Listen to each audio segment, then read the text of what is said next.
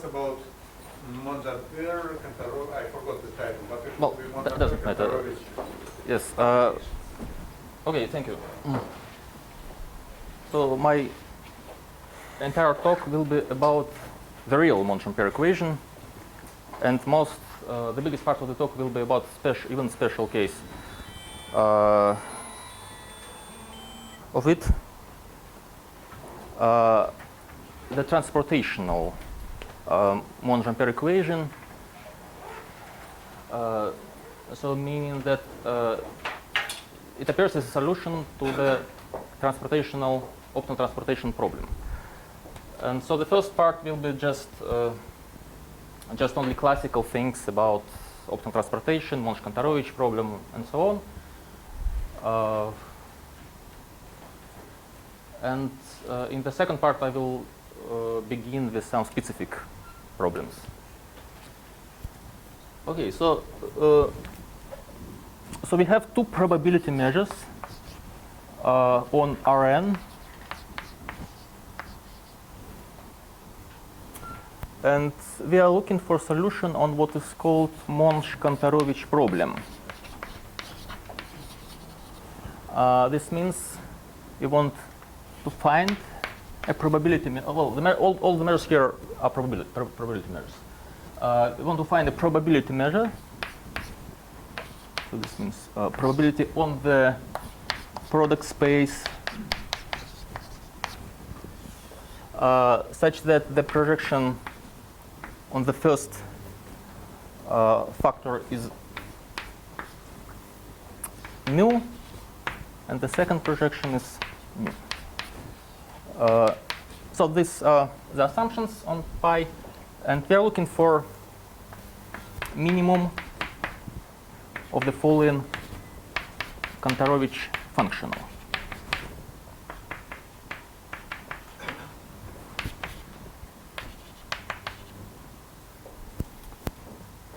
Okay, so this is the statement. So the functional is defined on the space which will be denoted by pi mu nu. These are exactly the probability measures on Rn. This is property. This is constraint. So so the first projection is mu. The second is.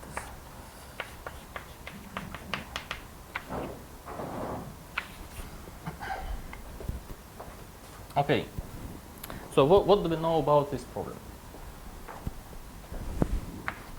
Well, of course, it's really easy to generalize it on much general situation. So you can consider any metric space, and here you can put not just a squared distance, but any function. Say any function which is usually called a cost function, but during the whole talk, it will be just this.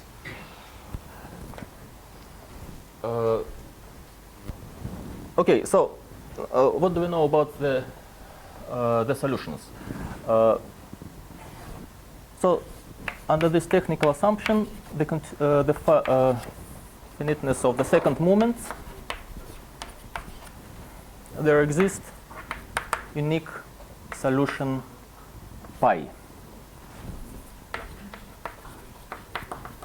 Solution pi to Monge-Kantarovich. So just let me Monge-Kantarovich. We're looking for minimum of this.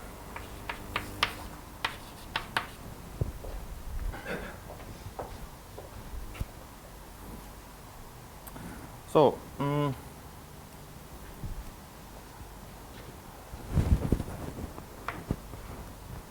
So the existence is really a very standard variational. So the proof of the existence is very standard variational arguments. The space of measures is compact. No. It's compact on if they are on the compact space. So if they are in the compact space, it's no problem. You have a continuous functional and compact space. So for instance, we have a final bounded support, it's okay. But even if we don't know that the support is not finite, it's not bounded, it's not a big deal because we have what is called Prokhorov compactness criterion. It means that if you have a tight sequence of measures, which means that, say, there exists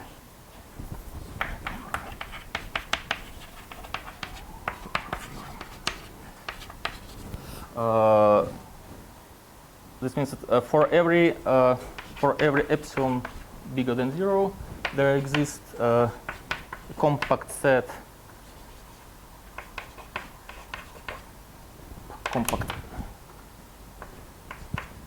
such that say pi n is bigger than this guy, and this is for every n. Then there exists a weakly convergent subsequence.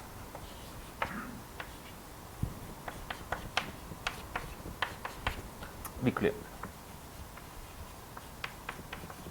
Say the integrals over bounded continuous function, they converge. And so you have to find a big compact such that all the measures from our, say, sequence of measures are small on the complement. And in this situation, it's really easy to check this compactness property. So you just collect a sequence of measures such that they all satisfy our constraints, and such that this guy converges to infimum over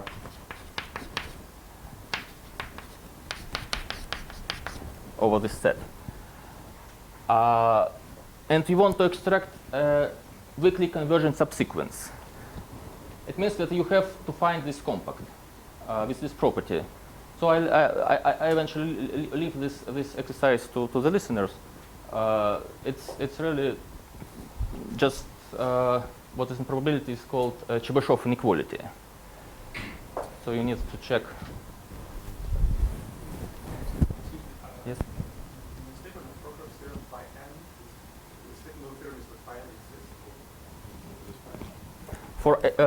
For every epsilon, there exists a compact such that for every n, this property holds. And what is pi n? Pi n's just a sequence of measures. No. Subsequence.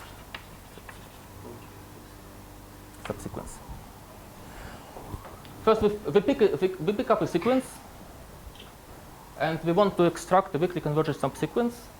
We need to find this compact. But if yes. your measures are already final compact support, you are done. Yes. Okay. If you are satisfied with the situation, then you don't need Prokhorov theorem. Yeah, but it's interesting how it is, how you check this one. Well, it's a kind of functional. Well, it's not very hard. I usually prove it in the advanced course of probability theory. Okay.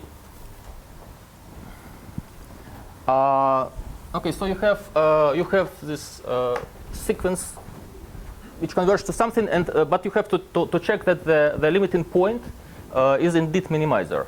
So actually you want to have, if you want to have this, but you don't see it immediately that this is true because the weak convergence works only on bounded functions. Again, if you have a compact support, it's no problem. But if in general function is unbounded, you cannot write just like so it just doesn't follow immediately from the definition. But again, it's a standard trick in the variential arguments that usually it's not hard to prove this inequality. And this L holds, and it is sufficient for your purpose to prove inequality. And if you have inequality, you are done.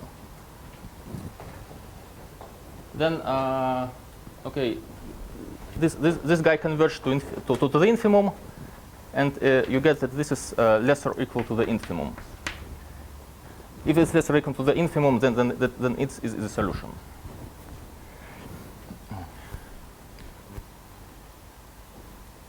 Any questions? No.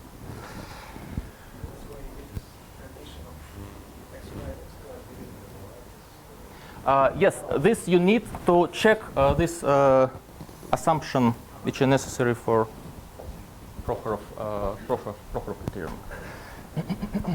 And this is Chebyshev inequality, actually, nothing else. Okay, so the existence is standard. In fact, what you read, what you really need, this of course works in much more general situation. What you really need is a lower continuity, lower semi-continuity of the cost function. So if you minimize not the square cost, but the square instance, but something like this, then all these arguments works for lower semi-continuity or continuous function. And say for, I don't know, for a Polish space. Then all this machinery will give you the solution by the same, more or less by the same argument. Okay, so the existence is no problem. The uniqueness is even easier. And this can be explained by the general facts on that. So if you have some strictly convex function, strictly convex function, it cannot have two minimizers, because if it has two minimizers, then there is something in between which even which gives even a lower value to f. So we're looking again for minimum. And you just have to check that this functional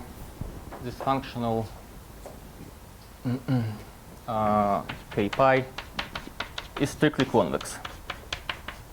But it is strictly convex because this is a strictly convex function.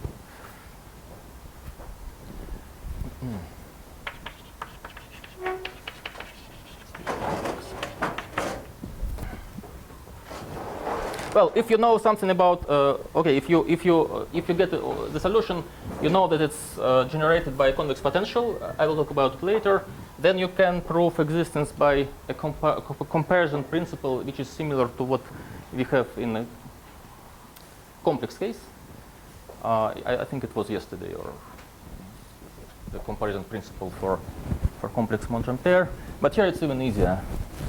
So it's just you a similar statement for a real valued convex function. You prove that it is convex? No, but For uniqueness. Okay, well, but this is convex. Well, but it's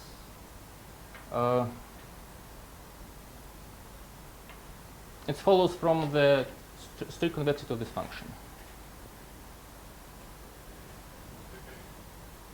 So it just okay. If you have two minimizers, then you just show that this guy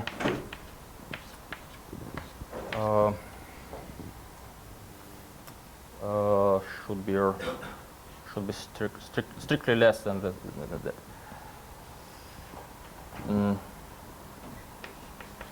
Like this.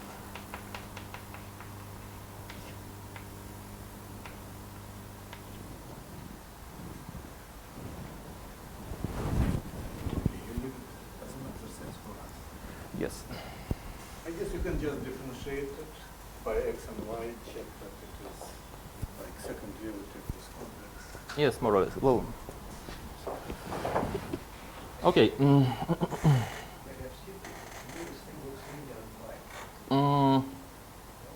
Oh, just sorry. Multiply. I mean, it's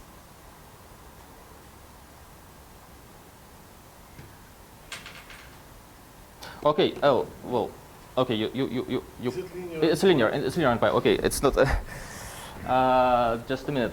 You have to pass to optimal transportation here, I guess. Okay. Sorry. I said something stupid. Let us come to this point later. Okay. Yes. Of course, it's linear.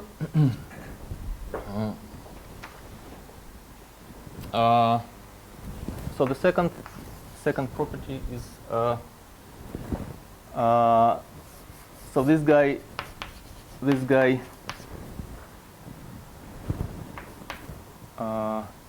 which is square root of this the minimum value is a distance.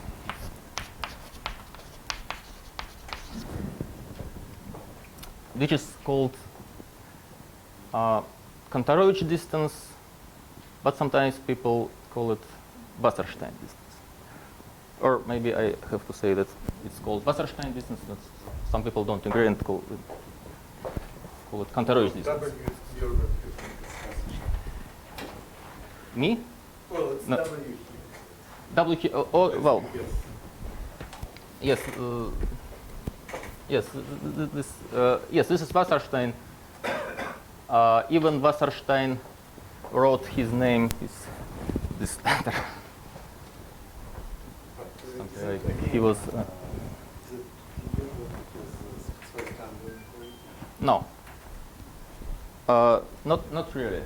Okay, it's again an exercise in measure theory, but not very simple one. After all, you have to prove the following lemma. So you have.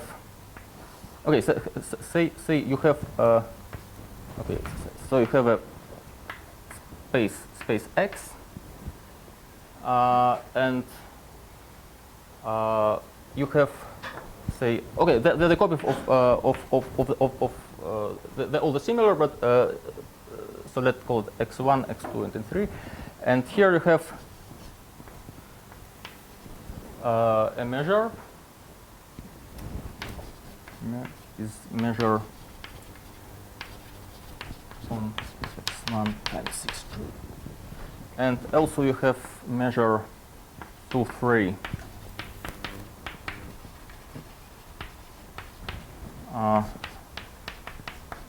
On this product space, and they have the projection on. They have the same projection on X3. So this is the requirement. So projection. They are all equal. They coincide. Okay, these are the assumption, the measure of probability measures. Then proof that there exists a probability measure mu on the product such that the projection on the product of this is this guy, and the projection of measure mu here is this guy.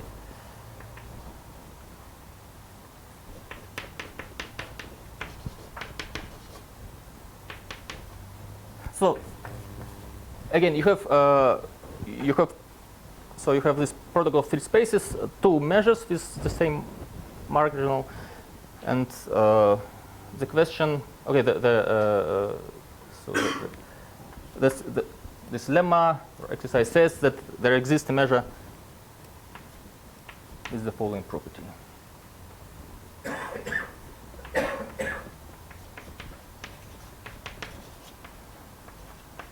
Well, it's a nice exercise in probability, not very simple one. But your intuition should say to you that such measure exists indeed. Is them specific for measures on array? No, it's just abstract measurable space. No.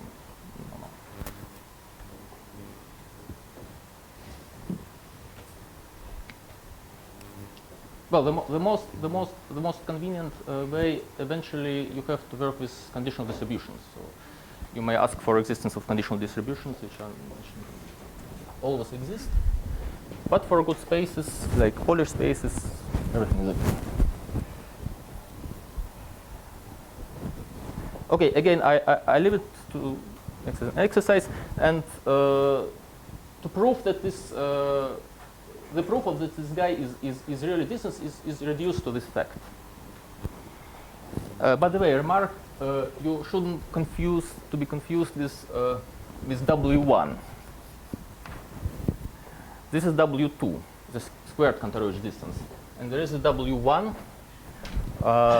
which is the infimum of the same guy but without square. For instance,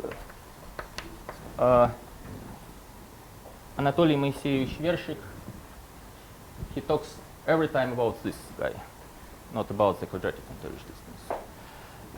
And this is absolutely another story. So it has quite different properties. So there is WP for any P greater than... Yeah, sure, yes. Yes.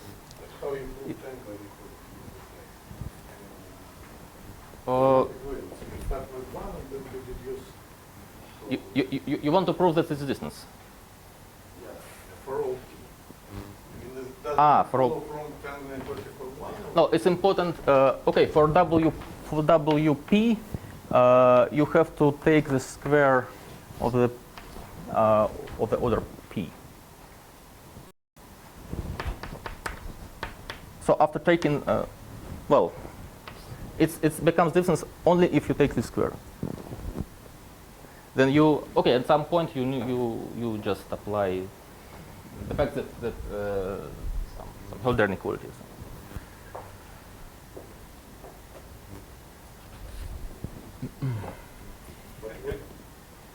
Yes. Can I ask a question? So in this exercise, if we require that the projection on the x1, x2 is also given, is there a solution?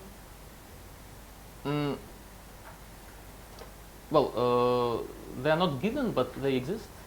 You can take the projection and play with them if you like. Okay, is it a state of there exists this measure, but so question one is it unique? You ask. It is not unique. Yes, then I ask if I also require that the projection on x1 cross x2. Yes, if they are given, whether there exists a solution. Yeah. Yes. Yes, of course, because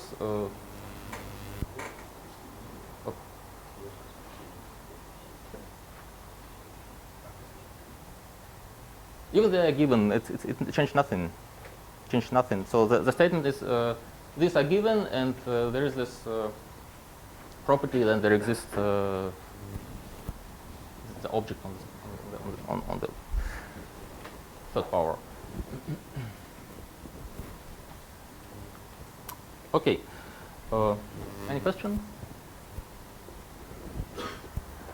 Well, so why W1 is better or worse than W2? No, it's a reason for that? It's a philosophical question. I don't know. In general, W2 is much better. For instance, the Monge-Ampere equation which you like. Okay, in the determinant of Hessian, it holds only for W2, not for W1. And the properties are much okay. It's like the L2 is better than L1. And for Monge, what's that? Monge transportation problem. Is it W2, which was the cost function? Square, which was cost function? So the Monge problem, you can ask for any type of function. Yeah, but what he considered? Monge? Yeah. Monge. Okay, historically, this guy was the first.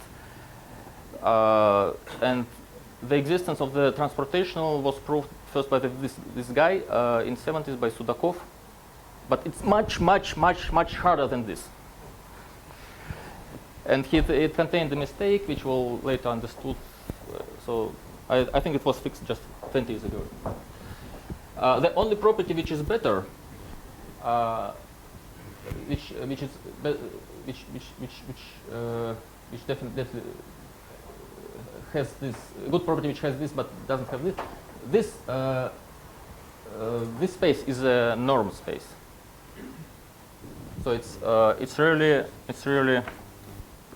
it turns out that this guy depends somehow only on the difference.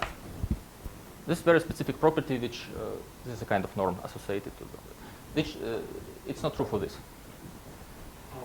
Also, Vershik discovered some extremal properties for W1.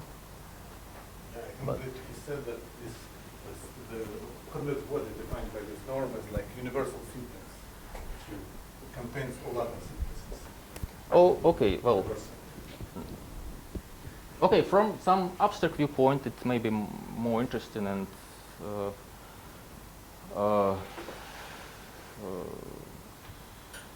in some sense better, but as a matter of fact, which has much more applications. So, and the transportation mapping here is really bad, so it's very singular. Okay, but okay, I guess it's time to say what the transportation is. The transportation mapping is.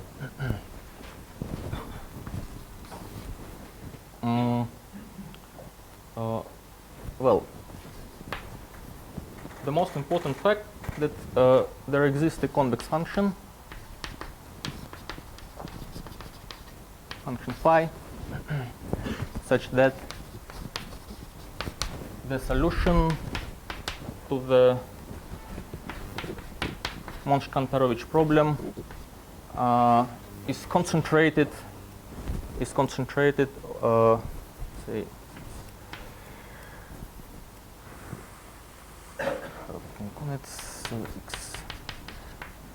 So this is a subset of R2, Rn times Rn, and the measure of this guy equals to 1. So the graph of the mapping, the graph of this mapping, x goes to the gradient of x, has full measure. In particular,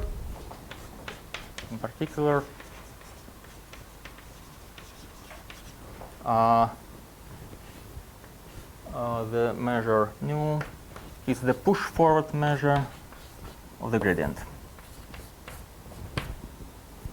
So it's clear what I mean under this. So you just have the gradient from Rn to Rn. And we have here the measure mu, and here the measure nu, and this is the image of mu under this.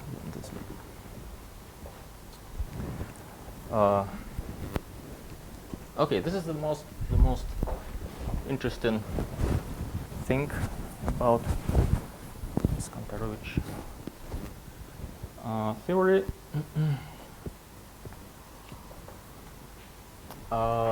So it means, in fact, that your solution phi is really concentrated on some small set of dimension n. Convex is just convex. Yes, convex. It could be linear. Yes, sometimes yes, it's linear, which happens rarely. But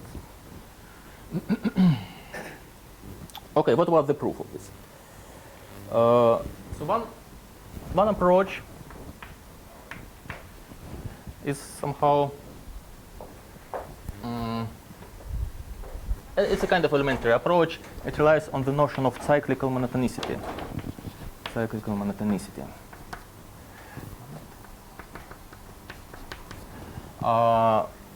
Okay. Take a solution. Take a solution to the Monch-Kantarovich problem, And you easily understand that the following fact is true. So imagine that you restrict your measure onto some set, and you consider it like just a separate measure, and you consider projection of this restriction. Then it should be optimal for its projection and for the same cost.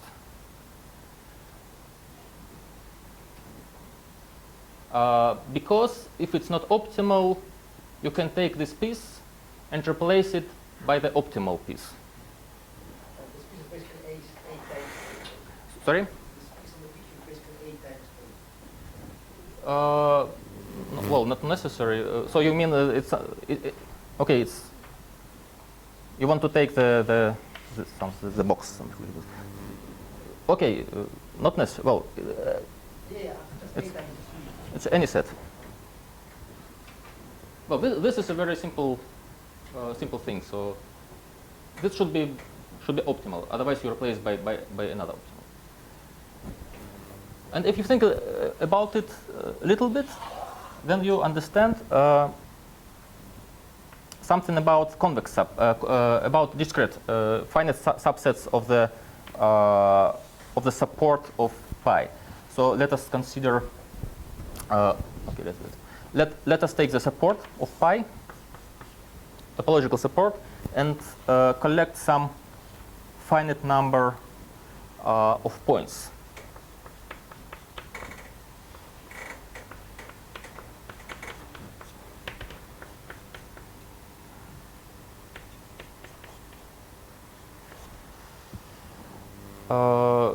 Since it's support, since it's they belong to support, it means that every ball around this point has a non-zero measure, non-zero pi measure. And do the following: put just the uniform measure on it.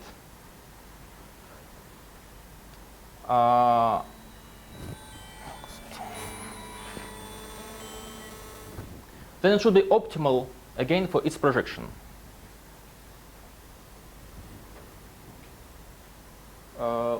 Okay, pick final number of points in the support, put uniform measure on it. This is just discrete object. And it should be optimal for its projection. It's not directly follows from this because this A can have zero measure, and usually it has. But you can modify a little bit argument, replacing the point by a small ball, and you will get this conclusion. Okay. But what means to be optimal for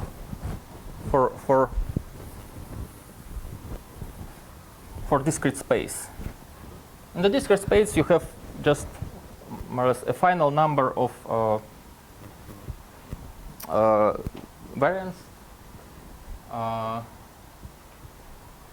So you can finite number of candidates to be optimal, and you can just compare the best choice to with others. So I mean that okay, now you have some collection of these points, and optimality means that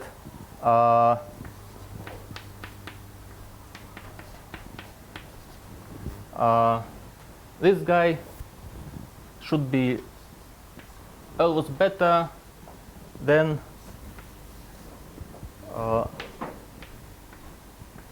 the similar cost for the concurrent. So, for instance, instead of this optimal measure, you can take the measure which is uniform distributed on x, y, xi, y sigma I, where I is some finite permutation. So okay, again, so you have collection of points. You fix x's, and you permute in some way the second coordinates.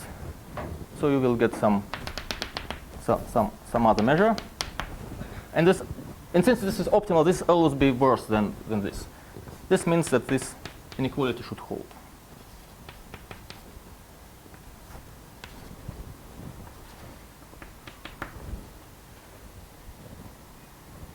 And this property is called cyclical monotonicity.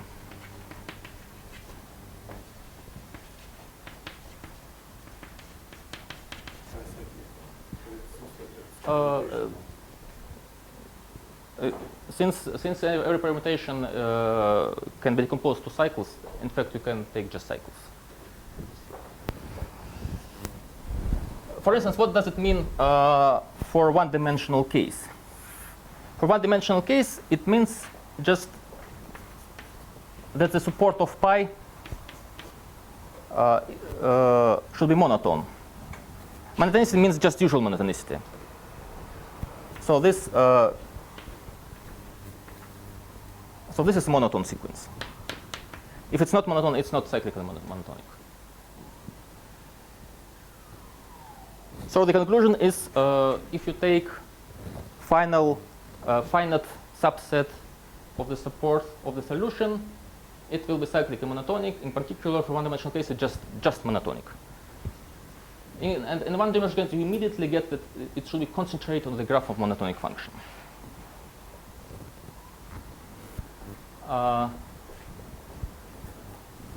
Okay, and what to do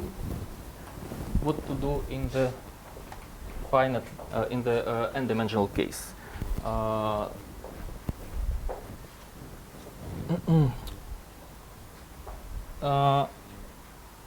It turns out that having this cyclical monotonicity property, you can reconstruct the desired potential phi. So I recall you that we are looking for this phi such that phi is concentrated on the gradient. And there is something which is called Rockefeller theorem. We already considered it proven that there is this phi, right? No. It's still not proven. So you assume it exists and you deduce its kind. No, just a minute. No. What I say is a kind of proof that the support of the solution is cyclical monotonic. That's it.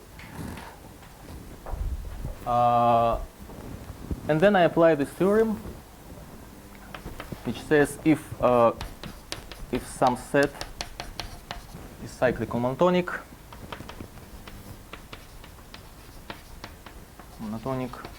cyclical monotone.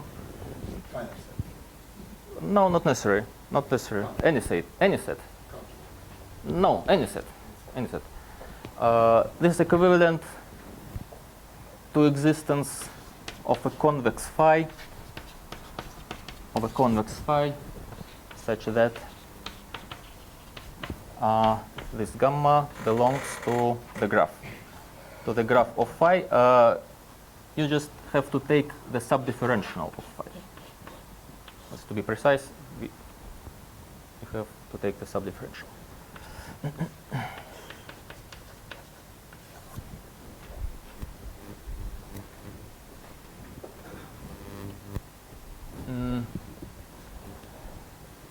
Okay, so this was so you know a book of Rockefeller about convex analysis? No, there's no. It's a kind of classical book on convex geometry. By the way, the Rockefeller, I think he was not a pure mathematician. He did research in something like economical applications. So most of this paper about something like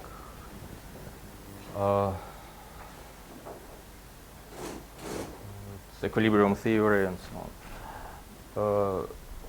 But this, this theorem is really useful. He wrote a book about convex analysis, which is so the whole book is about just finite dimensional convex geometry.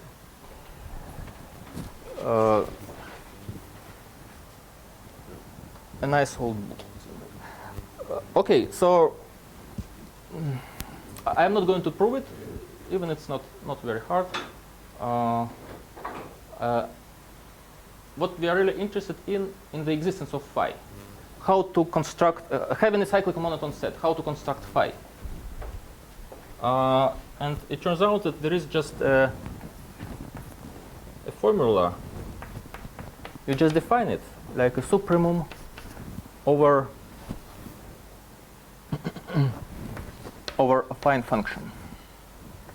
Supremum of affine function over all finite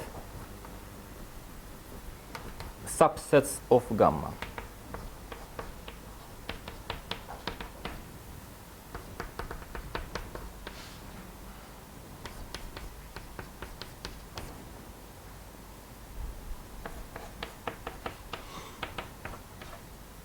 Okay, so we have to fix on the 0 point, and here you take the supremum over all these couples, over all the so this is a fine function, and the supremum will be a convex function. And it turns out, and it's not hard to prove, that indeed this function satisfies this property. So it just constructed even, okay, just by hands actually. And the cyclical monotonicity of gamma, when you prove, you use the cyclical monotonicity, I guess only in one point. You needed to prove that the function is finite. It's not plus infinity or something like this. This is the only point where you need cyclical monotonicity. And the convexity is obvious.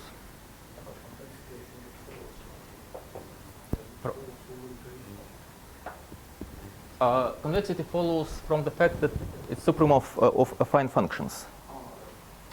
You're also right. They're not actually monotone because you have an answer which means that it's going to have fun. I wonder, can you do the same for W1? No. Okay. Well, first of all, in W1, the transport doesn't exist. Doesn't unique. It's not unique. It's not unique. So it's already not that trivial. No, it's. So this okay. And the absence of uniqueness, I think it breaks down everything. So of course there is a cyclical monotonicity also for W1. It looks the same, but you have this. But these sets are not that good somehow. Okay, I never tried just to take a look on what happens to this function if you. Okay. Oh, no, it's clear. It's clear. Okay, here in the proof, it's hidden somehow that you deal with. There is a simple fact. The derivatives of a quadratic function are linear, and here we have linear functions. But the derivatives of this guy, what is it? Well, you can take that would be for all other p, and except one, which will be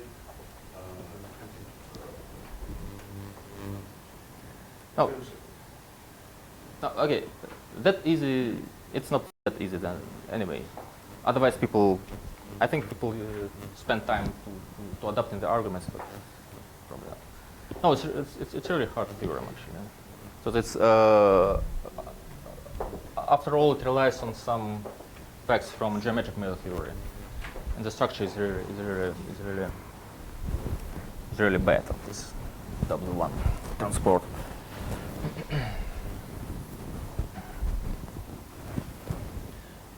Okay, so this one way to prove the existence of phi.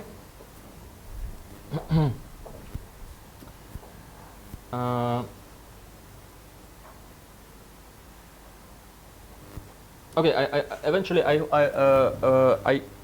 I missed some assumption. Okay, everything is true under additional assumptions. Sorry, I forgot to say it. There exists the transportation. Okay, assume. Okay, say that. Okay, for our purpose, it will be sufficient if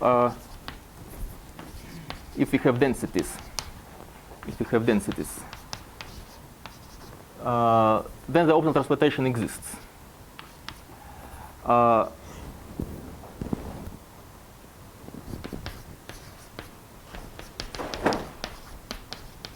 Okay, this mapping called optimal transportation.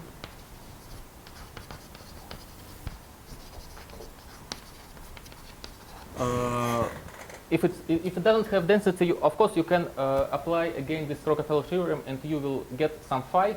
But the problem is here that it here has the subgradient, and subgradient is not always well. It doesn't. Almost every point it contains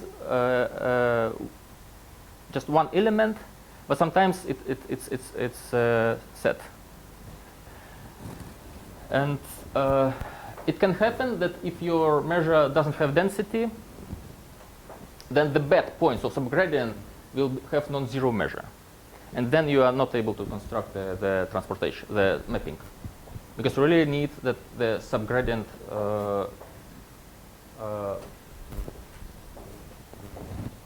for almost every point contains just one element. For instance, the Dirac mass, you cannot transport the Dirac mass to something continuous. Okay, so let me from now on let me assume that the measures have density, then we have transportation. Actually, to be more precise, the existence for optimal transportation works under a mild assumption, namely, your measure, this measure cannot, if it doesn't give non-zero mass to sets which have Hausdorff dimension less than 1 minus n minus 1, then they have existence of optimal transport. But if it say has, even if it's concentrated on say on hyperplane, then it's already, it doesn't work.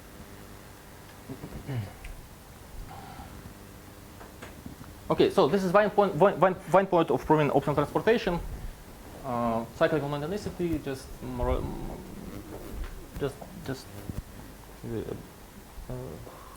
or less by hand. Another way to prove it is to use the theory of Kantorovich duality.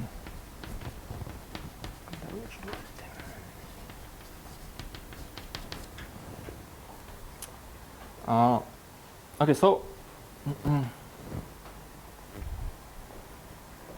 our functional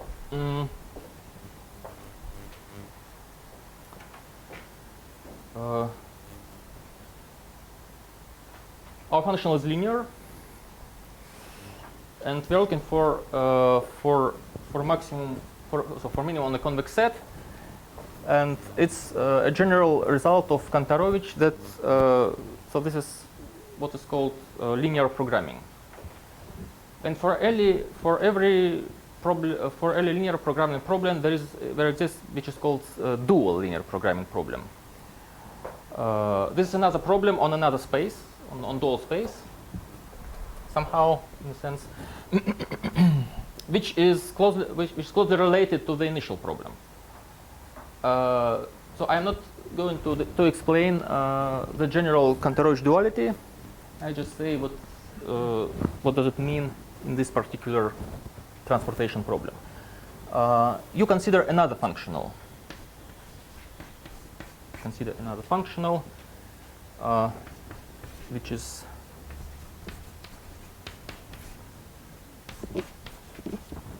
defined on functions. The constraint is the Pauline inequality, and you are looking for supremum of it.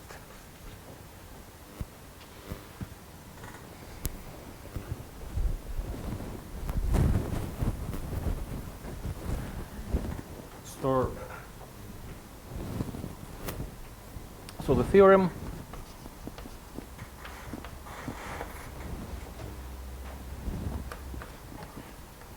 the infimum in the Cantor-Roach problem. So remember we are looking for pi which belongs to this set, or even minimum. Okay, minimum equals to the supremum of J. Okay. So the supremum is taken over all functions which satisfy this assumption.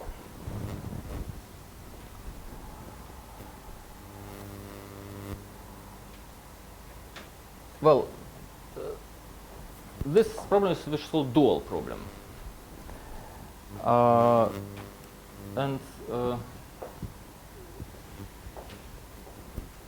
Okay, just a few words about it. So,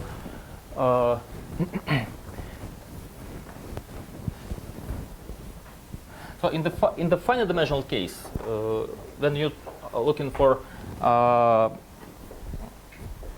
extremums of linear functional on final dimensional subsets,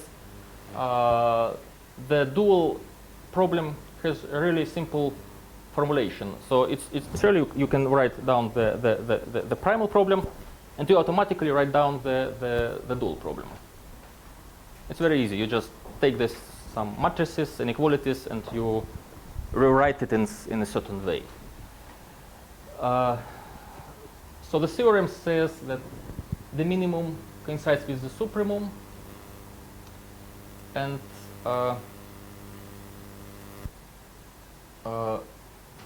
what is important for us, this phi is related to the potential big phi, which we're looking for. On Rn. Phi on Rn. And psi on Rn.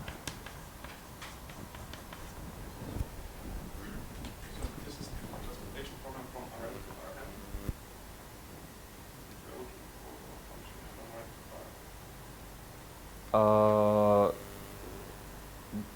to Rn. This is just another problem, which apparently has nothing to do with it. But the solution of this phi is related to phi the solution of this gives our transportational potential, existence of which we have proved, well, not really proved, by the Rockefeller theorem. They're not identical, but they are connected by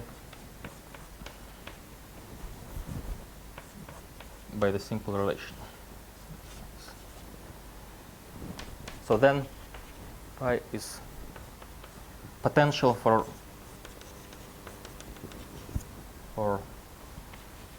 optimal transportation.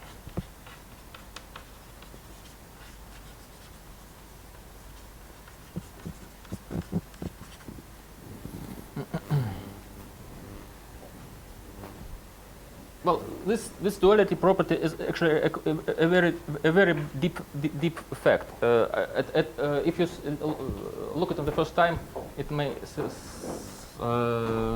seem somehow kind of artificial and not exactly clear why this problem should be connected. Nevertheless, dealing with linear programming is unavoidable not to consider the dual problem. And the proof of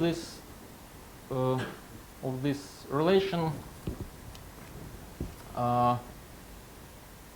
is trivial in one way, meaning that some inequality here is trivial in one side. Maybe this. Oh, no, this one. This is trivial. This is trivial, but this is hard. But this is hard. The opposite inequality. And it's really deep functional, deep result of functional analysis. So if you tell me how to prove the opposite inequality, so I'm not going to do it. I just say that eventually the most simple way to look on it is reduce it to minimax theorem.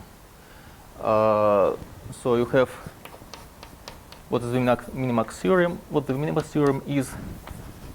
Minimax theorem. If you have a function of two variables, then the minimum of the maximum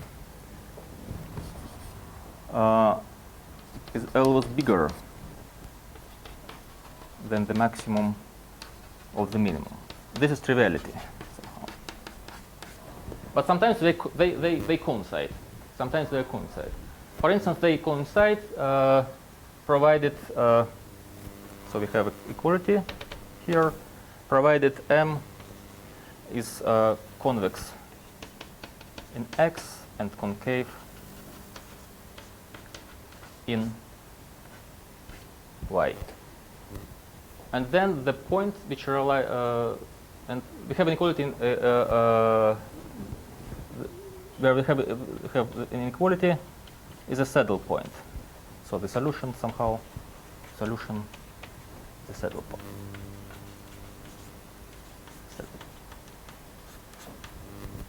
So you have, so you the right function to deal with here like this. So this is X, this is Y.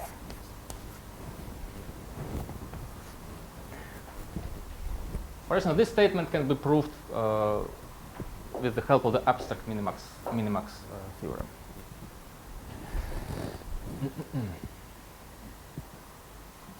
Okay, so it's very important for many reasons, but just now what I want to stress that the solution to the dual problem immediately gives to you again the potential.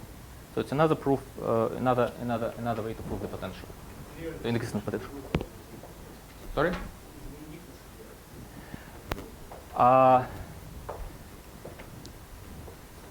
Uniqueness.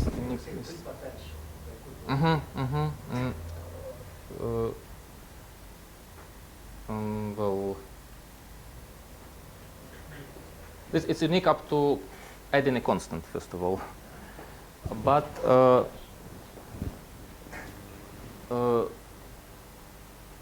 uniqueness, yes, we have here uniqueness, why it's clear.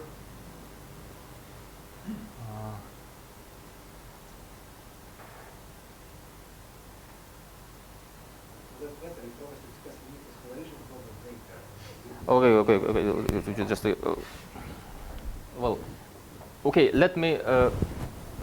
So really, since you really care about uniqueness, let me say the following: how to prove the uniqueness provided you have optimal transportation. So you have, say, you have two optimal transportation, sending the same measure to the same measure mu to the same measure to another measure nu. So they both so they both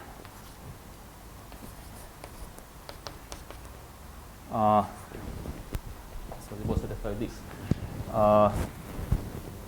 How to prove that that phi 1 and phi 2 differ just by the constant. So if not, so this is, you take phi 1 and you take phi 2. If they're different, there is a piece of space such that phi 1 is less than phi 2 here, So take this set, that be A, and you just prove that the image of A under phi 1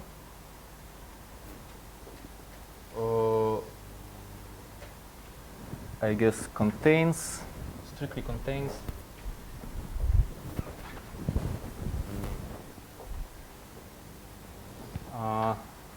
the image of A under phi 2. This should be true, or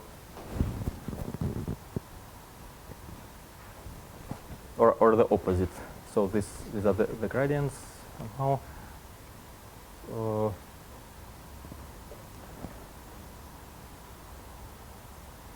What is bigger? Yes, this guy is bigger. Do you see this or no? Okay. And dimension n, you just take some vector, and you take the corresponding hyperplane, and you move it here. You touch it once here, then you move it before you touch it the second guy. So so it's really just geometric condition works very well here.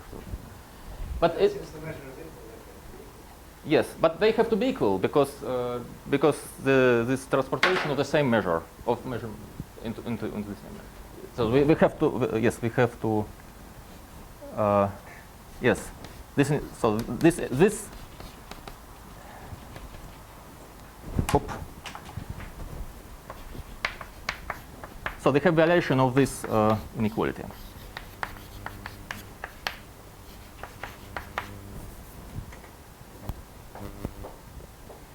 So this must be true, but it's not true because we have strict inclusion. So these are basically the arguments. Yes, but there is also the arguments about this strict convexity. Of course, it was stupid that I applied to a linear fractional, but I guess you just have to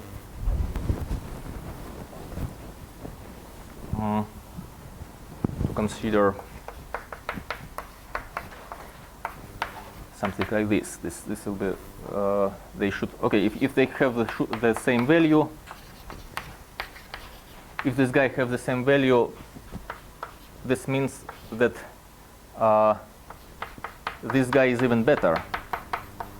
So this is the point where if this say k, and if you have the inequality, then by strict convexity you have that this is strictly less than k.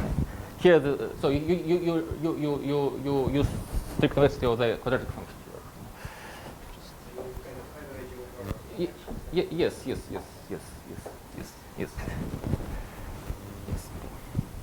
And this is a real analog of comparison principle in convex motion term, I guess. So it's well, here it's much easier. Okay, let us talk about Monge-Ampère.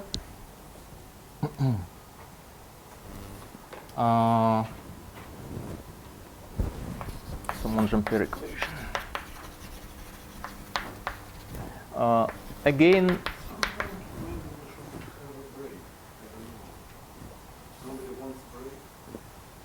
we can have a break. I don't mind. So it's when it is convenient to you. No problem. Yes, it's convenient. So we start with the Monge-Ampère. Well, so the Monge-Ampère equation makes sense if you measures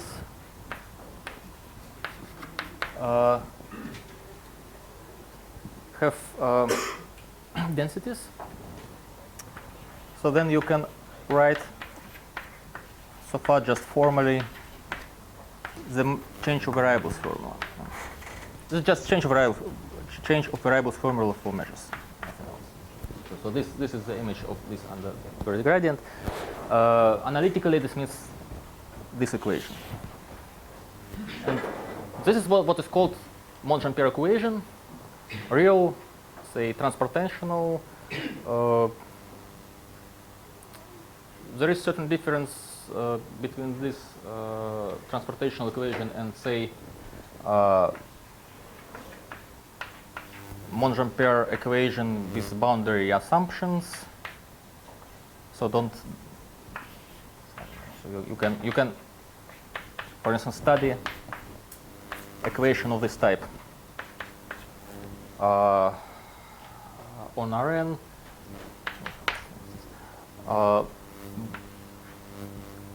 So just boundary Monge-Ampere problem, but here we don't have any boundary assumptions. So this is certain important difference compared to this PDEs. No, which is on the Rn, and your matters of finite integral, so it's like goes to infinity. As x goes to infinity, this goes to 0. So this plays a role on the assumptions. Yes, sure. Yes, you can. Yes, you can see it like this. Agree. And okay, let me write down this equation after taking logarithm. It's more so in the logarithmic form. It's usually more convenient. So this was called Monge-Ampere. So let me say some words about the smoothness. Well, a good thing that this guy that else makes sense. So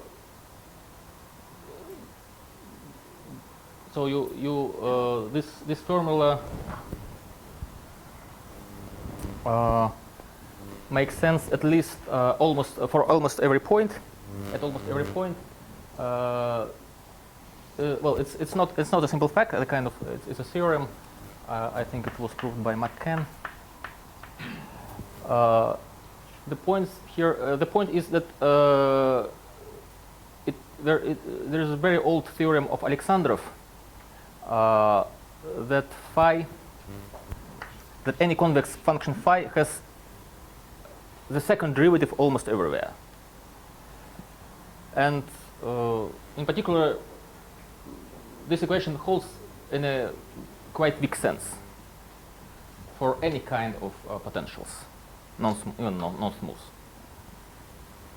So this is true for almost every point, actually, because this guy exists almost everywhere with respect to the back measure.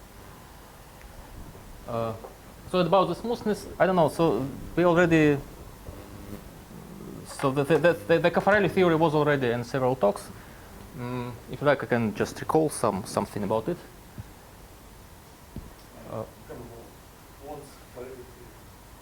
Horn's Caffarelli theory. Yes. Oh, okay.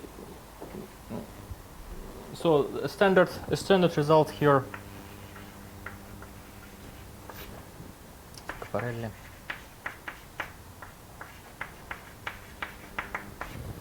Say if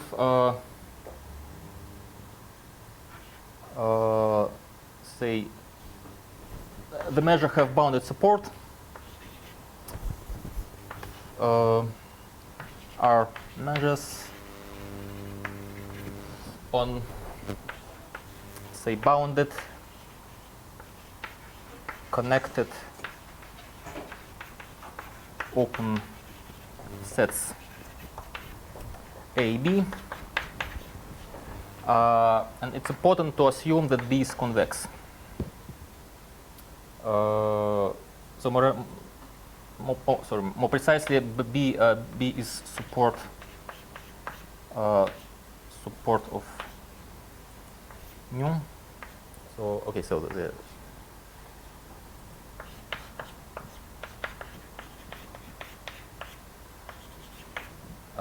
B is convex. This is important because we want to rule out examples of Pogorelov and so on. So this is standard assumption. If you have convexity of the image, the Pogorelov counterexamples they don't satisfy it. And say so these potentials are bounded from below and from above.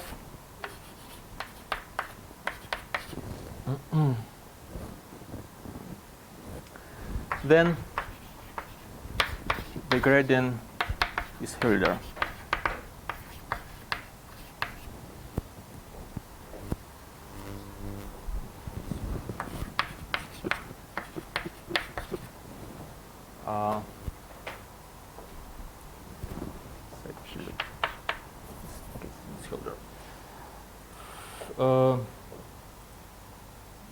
So if in addition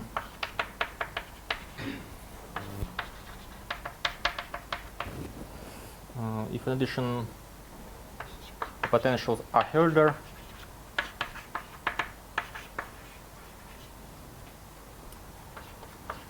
then is Hilder. I should say that okay, I don't write it here, but it's inside of A. Sometimes you prove just some estimates inside of so inside of sets. Sometimes you say that so sometimes so the function is just local Hilder inside of sets, and sometimes it's Hilder up to the boundary. Here just talking about so estimates inside of the set. But there are some under additional assumptions. Under certain additional assumptions, they also Hilder up to the boundary. Well, honestly, I'm not going to talk about it just because this is kind of very hard result, and unfortunately, I think the good explanation what happens with regularity theory of von Ampere, it's something which is missing in the literature, because the papers of Caffarelli are very hard to read, and there are some good books and good expository papers. Some of them are very recent, but they don't cover everything. For instance, they deal with the equation with boundary assumption, then don't consider optimal transport. And in books of the optimal transport, the authors usually avoid the regularity theory. They just refer to Caffarelli and use it like a black box. And well,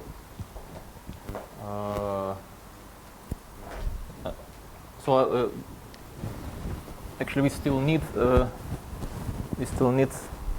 a book where it's explained in a good way.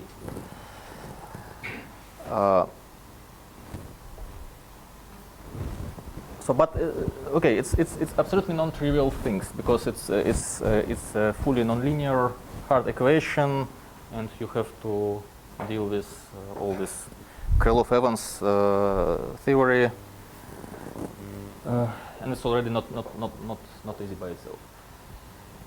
Well, anyway, so this is a standard facts which usually people use when they want to have smoothness of the solution.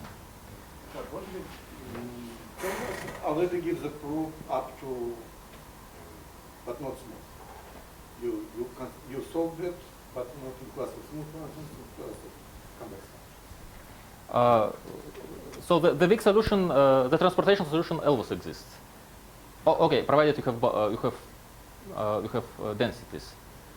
After you have the solution in weak sense, you can apply this, and to prove that it's indeed say smooth, provided your potentials are differentiable. Oh, no, not differentiable, just okay. At least Hilder.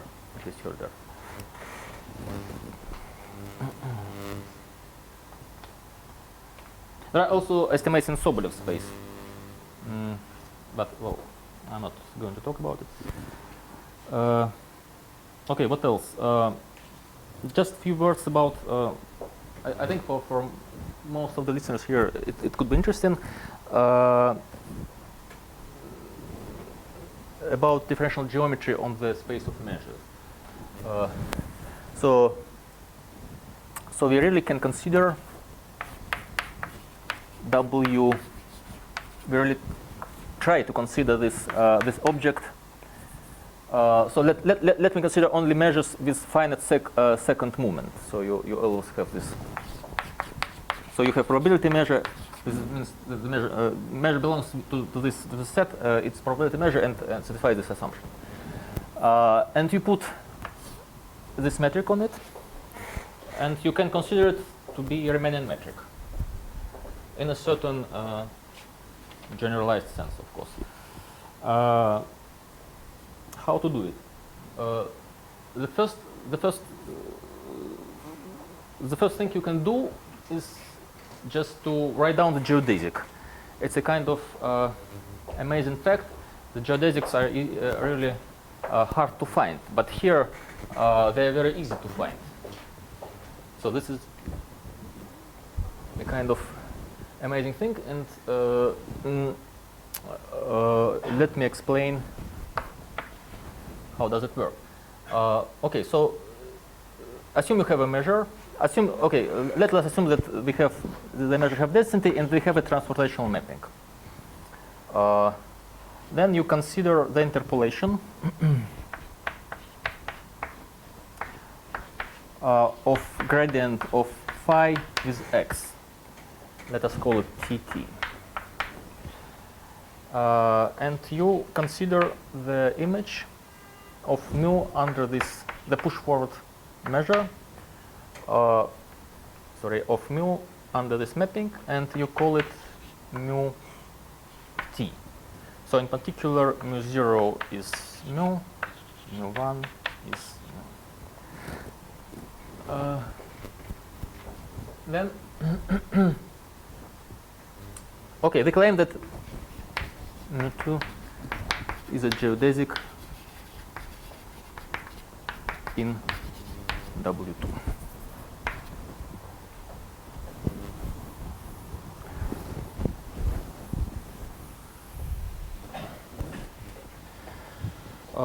Okay, so of course you understand. This is an infinite dimensional space, so you don't have this standard Riemannian machinery, and everything is understood heuristically.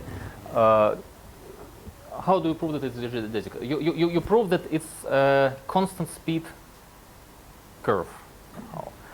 So let us estimate W2 between two measures, mu t and mu s. So mu t. So I recall that mu t is the image of mu under Tt, and mu s is the image of mu under Ts. That means that if you consider the mapping T minus 1, Tt composed with Ts minus s. So I go here and here. This is something which transports mu s into mu t. So these mappings. So this the image of this guy is this guy under this. Oh no, the opposite. Sorry, under this mapping. Agree? Okay, great. Then you can write the following inequality, which is just because of the optimality of W1 or W2.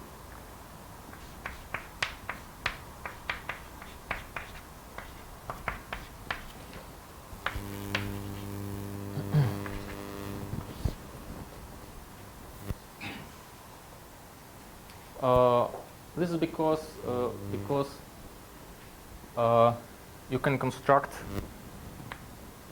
You take this mapping and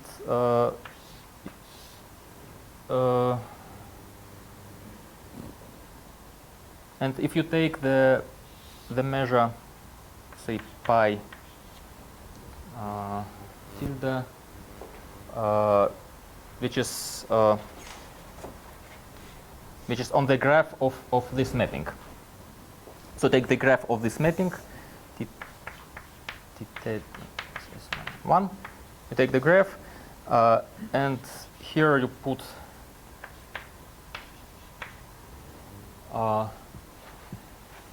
the marginals, and you measure P tilde will be just the image of me2 under on the graph. So you map X on Rn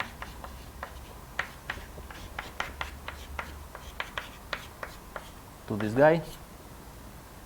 So this point goes here, and the image of me2 will be some measure with marginals me2 and μs.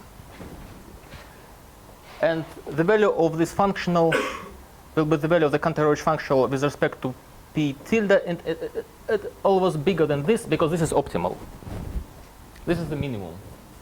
It should be less than this here. And okay, and here you can change the variables. You use that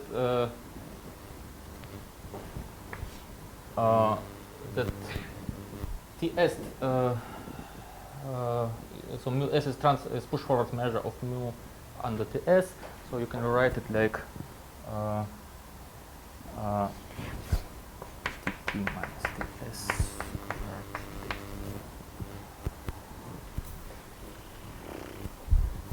And now you estimate it. And what is it? So look on the interpolation formula. And this will be exactly this will be exactly T minus S X minus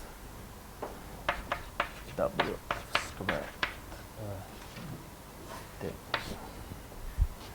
So you just write down explicitly what TT means and TS means, and we will get this relation. And this is just the counter-Roach functional. The optimal value of the counter-Roach functional.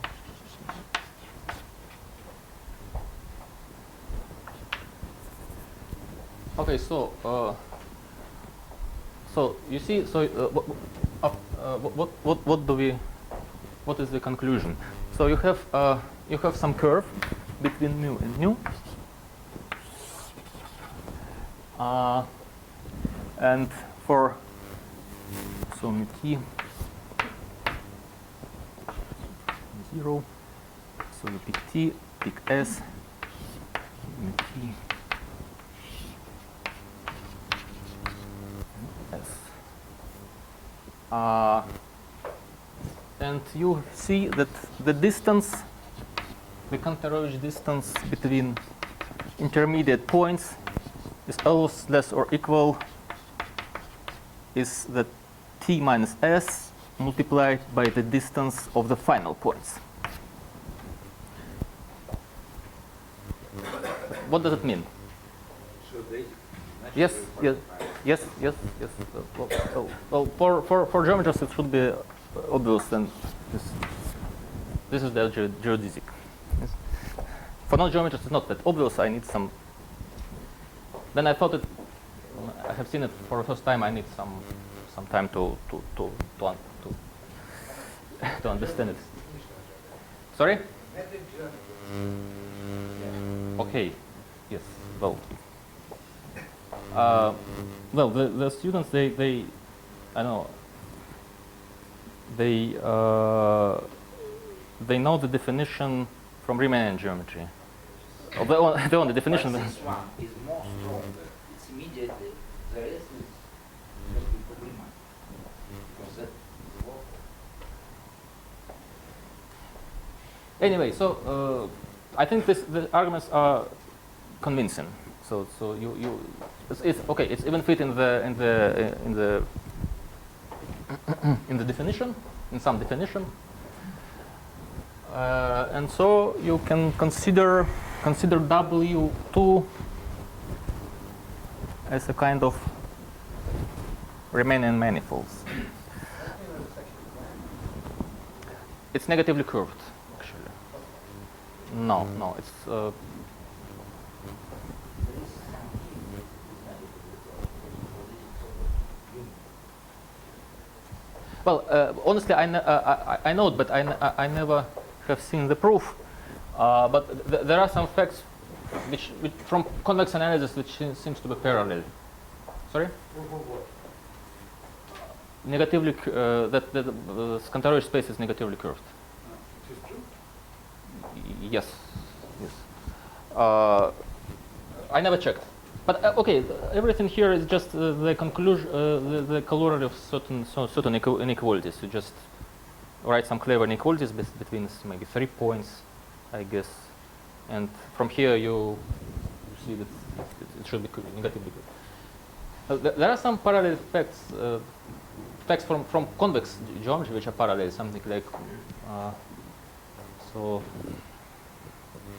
it was the lecture yesterday, I guess, about geodesics for convex potentials. The space is also negatively curved, and I don't know, there might be some connection, but I never have seen a clear written result. There are some results where people try to relate this so the space with space of diffeomorphisms, which was invented by Arnold in his paper about Euler equation. So if you solve the Euler equation, yes, exactly. I think there is a paper of Hessian and somebody else. They prove that one guy is a kind of factor of another or something like this. Do you know Kontorovich to this hydrodynamics? Yes, but actually the whole theory starts to be popular after a paper of Brenier.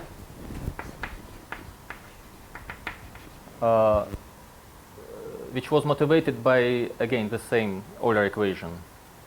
Somehow he studied hydrodynamic equations, and in studying the Euler equation, so he somehow understood that the Kontorovich problem is very relevant to this. And so he proved the paper. He wrote the paper in '87 where he proved the existence of the octal mapping. And after all, it becomes very popular. 87.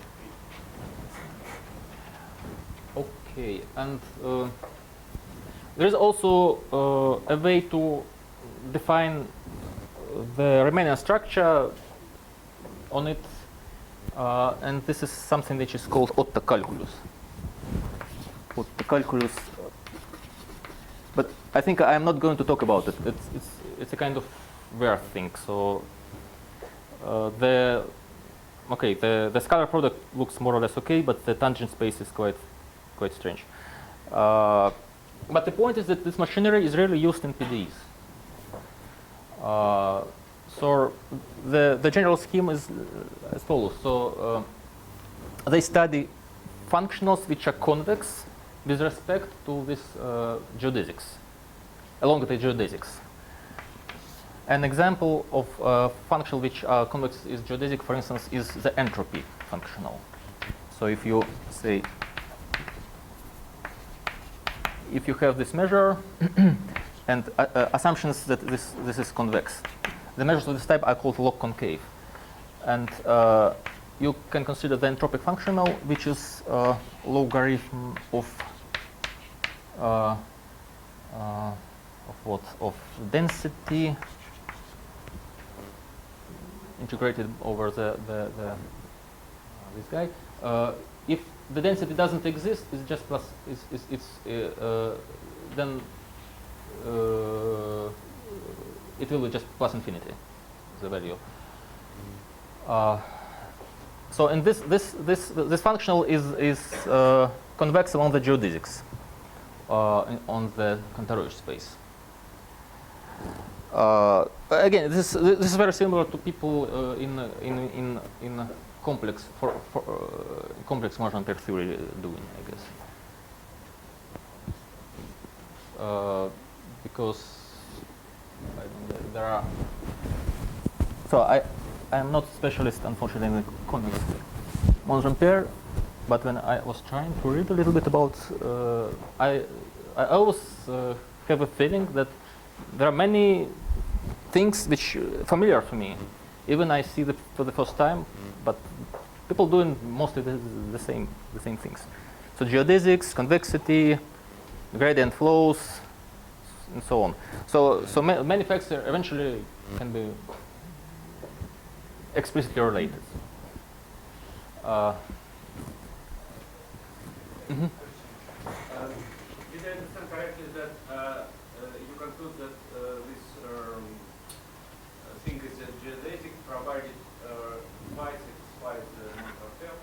Provided no satisfies something? no.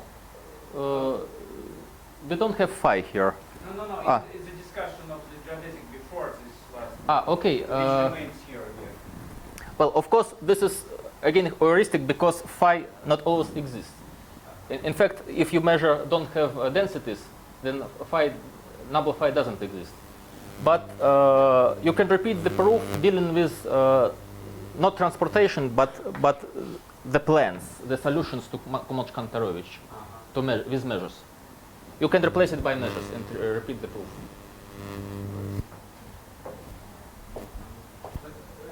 Why I was asking about it, because it seems that there should be some being a geodetic is a condition which you wrote there in the frame. Yes. Yes. It's probably has an infinitesimal version, right? Oh well. You mean the second, the differential equation? Oh, okay. Yes, but I guess it's a kind of triviality, because if you think about it, it will be more or less equivalent to the fact that you have linear interpolation. You have linear interpolation of the potential, and this linearity means the zero of second derivative, the zero of acceleration.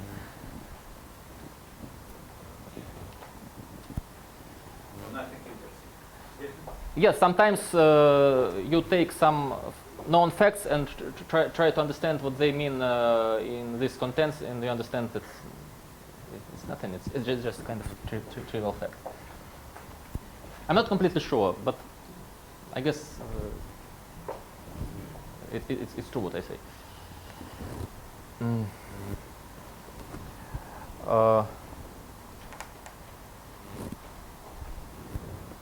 Okay, so how much time do I have? So something like. Formally, the n is I have 20. What if you want to have one more break to set up? Project. Okay. It doesn't. Eventually not. Okay. Actually, I had a big program, but it took more time for me to talk about that. Okay. Let me to discuss a little bit.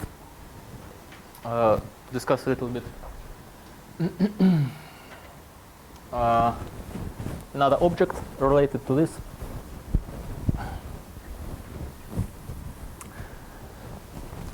Okay, this is more about finite dimensional differential geometry. So it was infinite dimensional differential. Let's come back to finite dimensional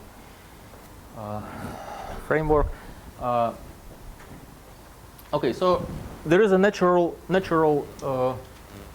object related to this optimal transportation. So given a fixed couple of measure And the optimal transportation between them, we consider what is called metric measure space. Metric measure space. This should be, so measure is mu, and the metric is Hessian metric. So this will be our metric. So what you get is a manifold where the measure is not the remaining volume, but it has some density with respect to the remaining volume, which is actually easy to compute.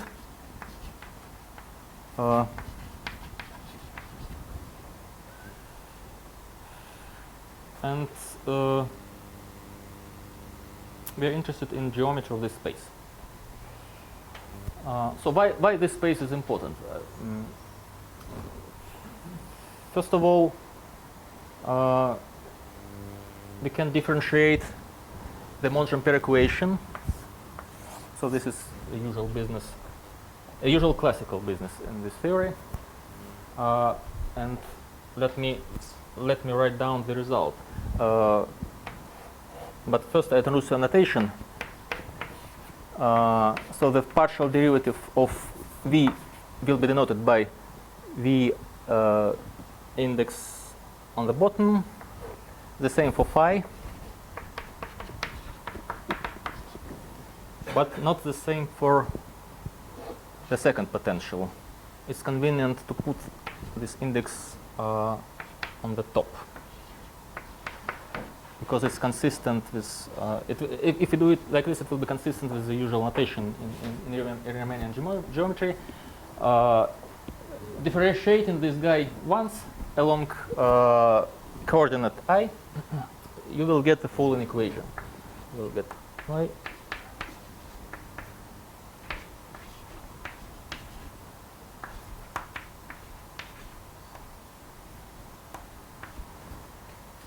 so you have to know how to change the determinant. Everybody knows how to do it? Or should I explain? Okay, so the derivative of this guy is exactly like this. And here is this what is called cofactor metric. So you take the inverse to W phi, and here are the third derivatives of the fourth order, and you take the contraction. So this is just in Euclidean terms. This just the trace of this guy. So this is the usual Euclidean trace. Okay. A good news that the same. What is the meaning of this expression? This is nothing else but the weighted Laplacian of this space. This is the weighted Laplacian of this space. So what is the Laplacian? What is the weighted Laplacian? The weighted Laplacian is the Laplacian with respect to metric H minus gradient of the potential pi. Okay, so I mean that this weighted Laplacian acts on function in this way. So everything is here is written with respect to the metric H. In particular, we get it also can be characterized by the integration by parts formula. So by definition, it's just the second order differential operator satisfying this for for smooth, compactly supported functions. Okay, in case then this is just if we don't have an trivial measure, so if pi is 0, you have just the remaining volume. You will just have the remaining manifold with standard remaining volume, and this is the usual Laplacian. But here it's something different. So it's not only the manifold; it's manifold with measure. And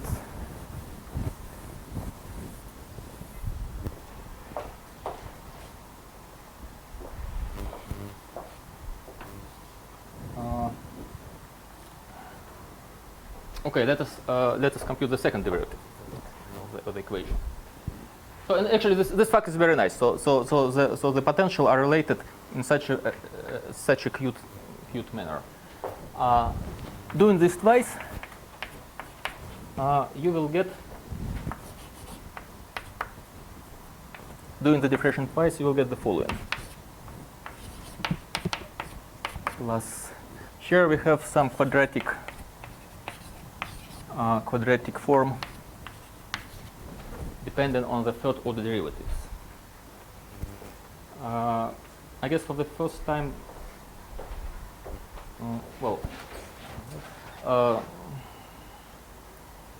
what I learned from papers of Calabi, that is something which is called peak form or something related to this. No. Peak form, does it say something to no? It's something from algebraic geometry. But okay. Anyway.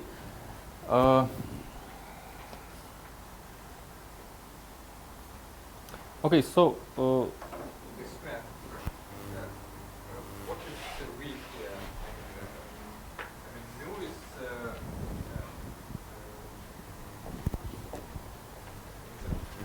I mean, mu is mu is v related like this. Okay.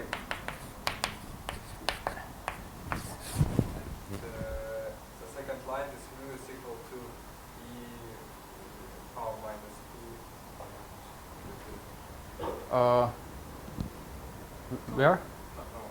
Mu is equal to exponent in the power of In the middle. in the middle of the block. Here? No. After. And To the right. Right. Right. Okay, right is here. Okay. Stop. What? This line. Mu is This line? No. Ниже. Да. Нет, ну там написано mu равно e в степени минус i. Yes. Okay. What is pi? Question. What's p? P. So mu has density with respect to the remaining volume. Remaining volume is the square root of the determinant of the Hessian. So you can compute what is it? Just a linear combination of potentials, actually. So it's we don't need p here actually. I just want to stress that it has density with respect to remaining volume. Nothing else. Okay, so actually my initial plan was to do the following thing, to say a little bit about what is called Calabi computations, and to explain why I'm interested in it, because I'm not a geometer. I come from probability and analysis. So why it had what kind of interest for probabilists the Calabi computation could be, but I don't know. I'm eventually I don't have time for it because it's a little bit long story, and I suggest the following. I just say what Calabi computation is, explain how we get a kind of generalization of it. By the way, it's from our common work with Boaz Klartak from Tel Aviv. And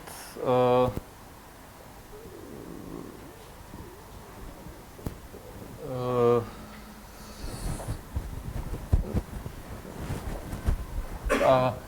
tell a few words about a little extension of some old result of Calabi. So the Calabi computation, it was a machinery, so a kind of machinery which was applied by Calabi for proving regularity of the solution to the Monge-Ampere equation, and later I guess it was used by Yao in his proof for solution of the complex Monge-Ampere. What exactly Calabi did? So he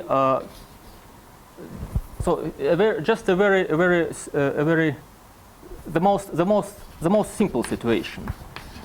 He considered equation of this type, and he considered the space with the following metric.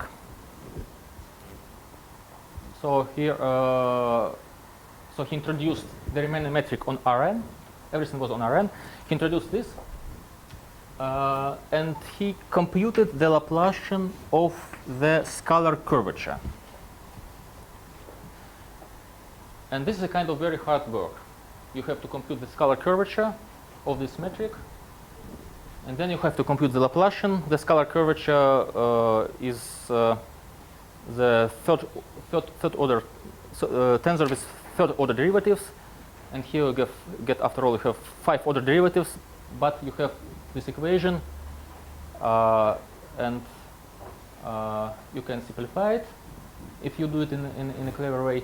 And after all, it was a kind of miracle that he obtained something reasonable, because you can imagine that the expression is very complicated. But it turns out that it has the following estimate.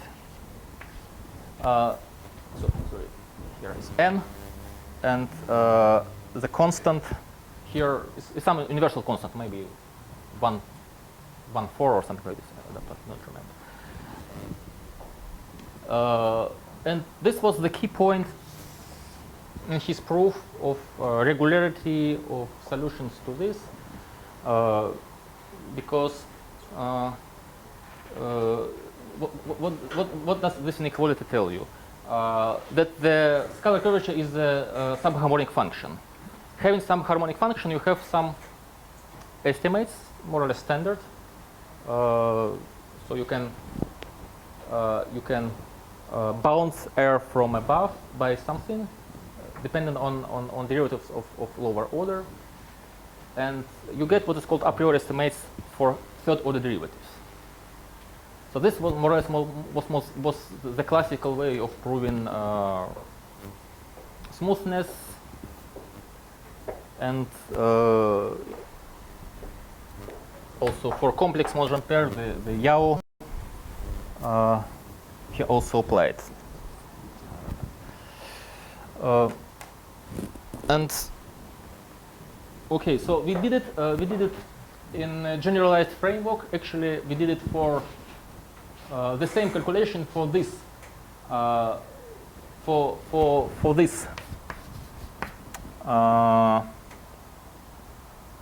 this metric measure space.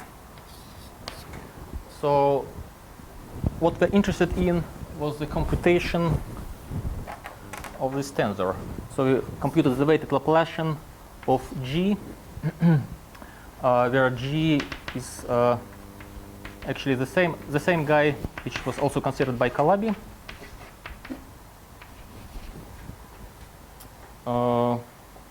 And this is a kind of hard technical work. So we spent a lot of time for computing it, because the situation is more difficult. You have two potentials here. You have not only phi, you have these guys. You have to differentiate them, and on this way, we try to facilitate the procedure, and we just did using certain diagrams. So it's a kind of amazing thing. I think I will say a couple of words about it. because I really hope that this can be useful for hard computation of this type.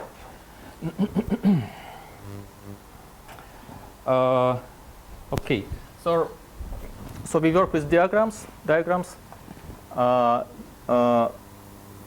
just write certain tensors. Oh, they are not necessarily tensors, but certain differential expression on the right hand side and the corresponding diagram here. And I guess you and so please guess what the correspondence is of the correspondence. It's not difficult.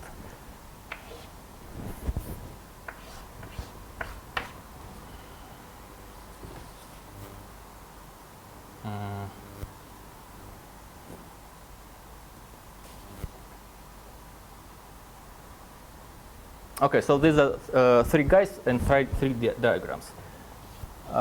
And let me ask you,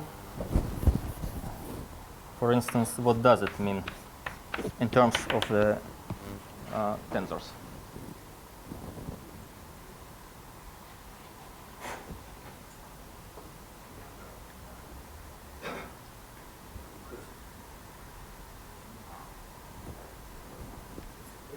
Yes, it's a question, yes. I guess every time you have a line, you pair some indices and multiply them by the number. Yes, it's contraction. Yes, exactly. So here, for instance, okay, here it's simple. So the vertex, the number of vertices corresponds to the number of phi. Here are the vertices. For instance, 1 phi, 1 vertex, 1 phi, 1 vertex, 2 vertices. So this corresponds, for instance, these two edges corresponds to these indices, and these contractions corresponds to this kind of loop. Okay, and what is it?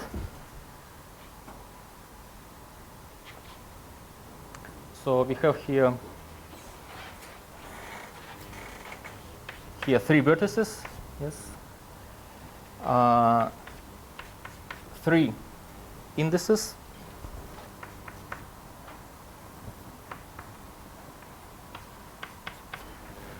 And 3 contractions. So it means that it's something like this. Sorry? Mostly units.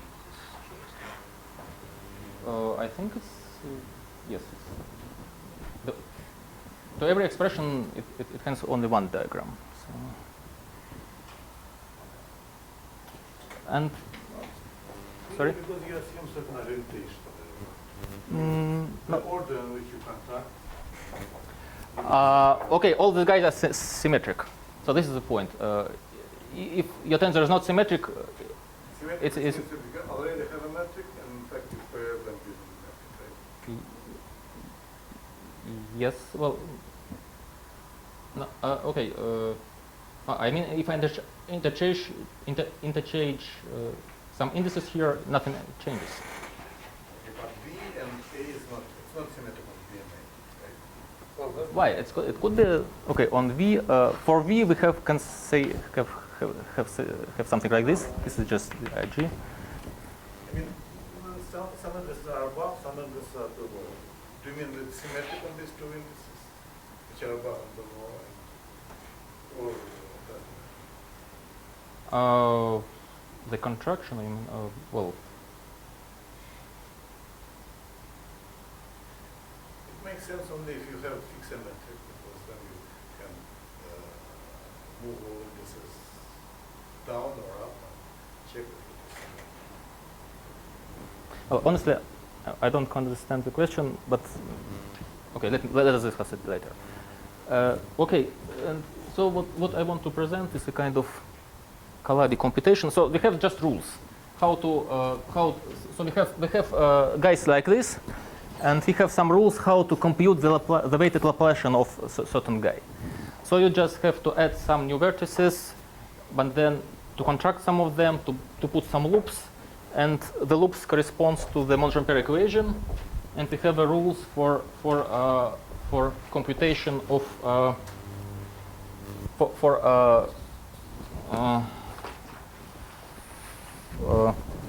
erasing the loops. Okay, so okay, I'm not going to discuss everything in details. I just want to show you how the computation of this type could look like.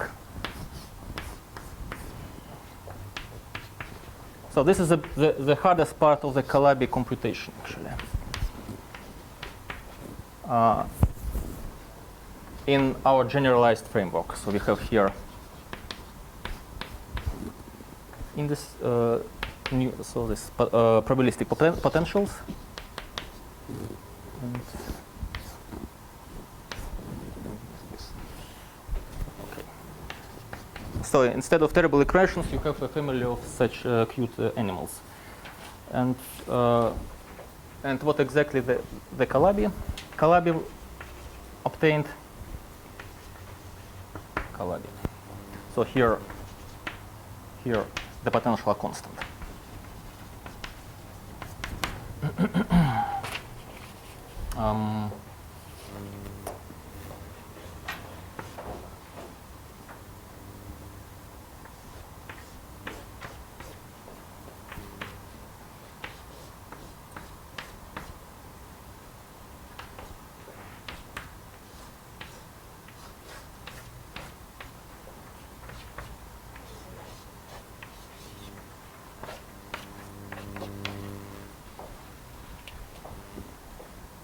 And you can prove that this guy is positive.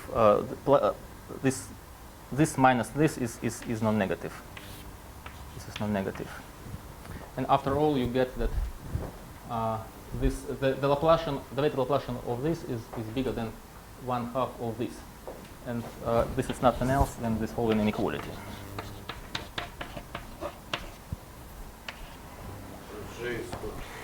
G is this third order term.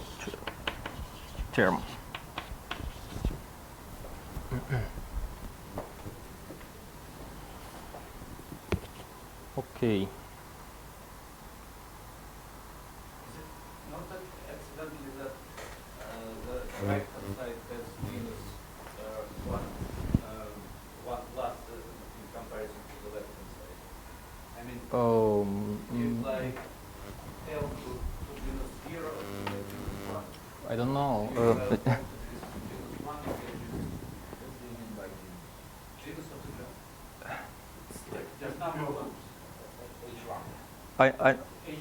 Okay, I don't know the topological meaning of these graphs. I never thought about it, but maybe you're right. I don't know.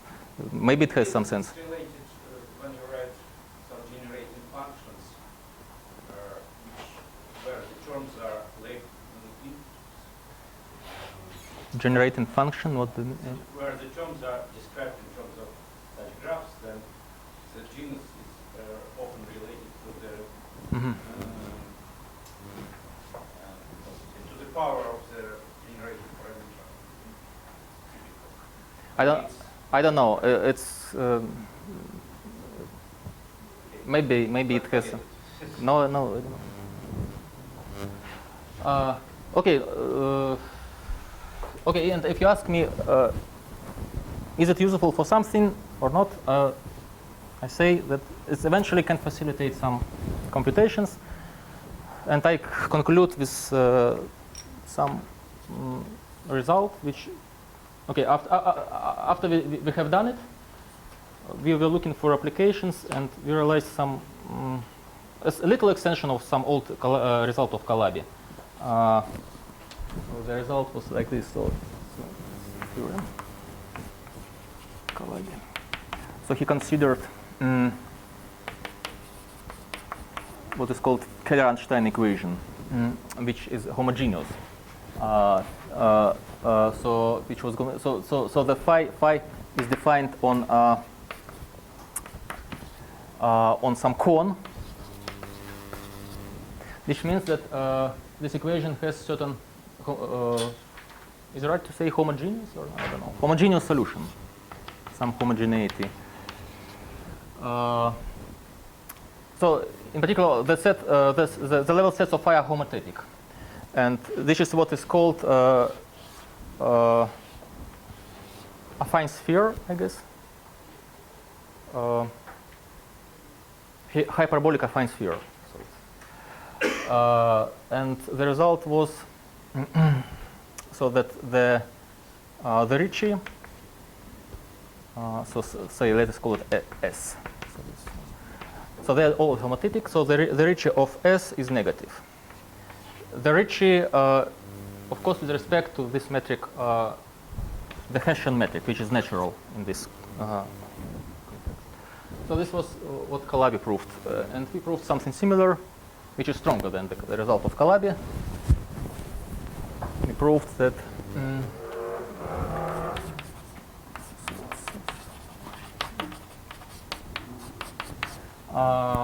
so the same equation, we consider the same equation, but omega is not homogeneous anymore.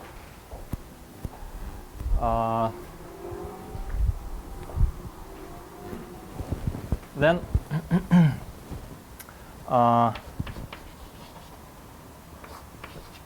then the Ricci mu is negative. The Ricci mu is which is called Bakri-Emery tensor. Bakri-Emery tensor, which is exactly the Ricci plus Hessian plus the Hessian of pi, of p. Where p, I recall you, related to mu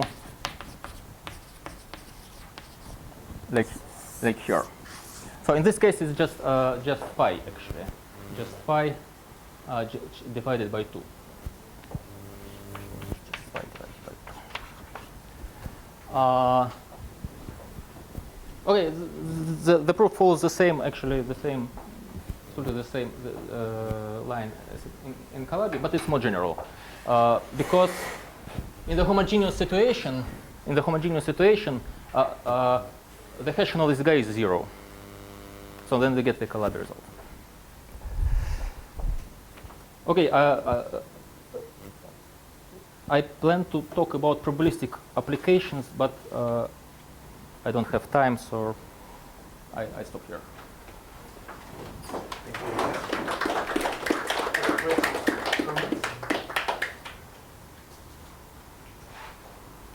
Well, I haven't really seen the question. So you have this W2 space. I mean, Yes. what is geometry? Is it for Keller the space which were discussed by Blodsky yesterday are actually symmetric spaces?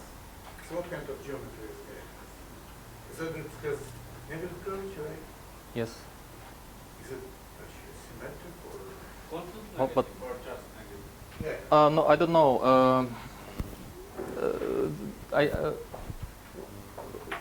I cannot say it's. You mean strictly negative, or what? Yeah. This is it. I don't. Sorry. This I cannot say. So just actually, it's something. For getting homogeneous, there should be some rule. Yes. No, it's not homogeneous. For infinite-dimensional symmetric and homogeneous are not. They're different things, not one and different.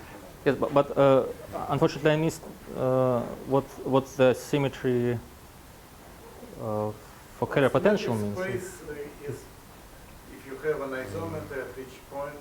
Well, in fact, if number of curvatures equals 0, that's symmetric. Mm-hmm. Or if you have isometer at each point, which exchanges, which acts as -1 on the standard space. I'm not sure that anybody has asked this kind of question. Okay, but Probably there are some open questions which I don't know, analysts will never ask themselves. So if you similar give, to the land, of course, okay, if you have some nice geometric questions, please ask. Maybe thinking about it will bring some new ideas. Okay, thank you very much.